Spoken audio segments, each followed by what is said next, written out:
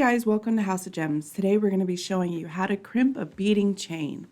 We've got all of our pieces here, your crimp end caps, your chain, your open spring ring, and some fun charms. The only tools you'll be needing are a wire cutter and pliers.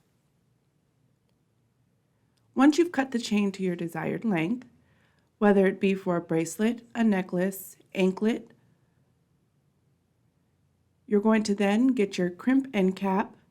I like to use the pliers to just keep it a little steady. You will slide your chain into the bottom portion of the crimp end cap. Once it's securely on there, you use the pliers to gently apply pressure until it's secure on the chain. Now we can go ahead and add our fun charm on. I'm going to be using a sand dollar gold filled charm. You can use a gemstone, you can use beads, whatever you desire to make your finished piece. Now that we've got our charm on, we're going to go ahead and repeat the same step with the crimp end cap by sliding the chain into the bottom and securely squeezing to attach the two together. Again, you don't need much pressure, but you do want to make sure that it will remain stable once you're completed.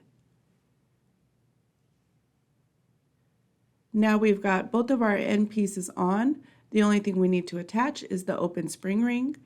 This will connect the two together.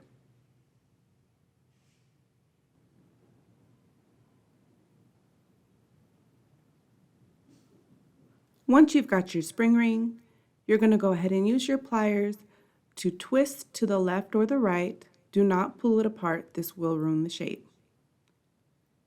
You simply attach the two, it's acting as your jump ring, and again use your pliers to close the secure loop.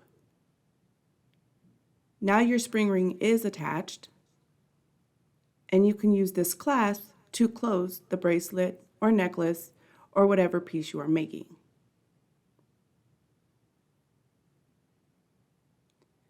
This completes a really fun bracelet. We thank you guys so much for watching. Hope to see you soon.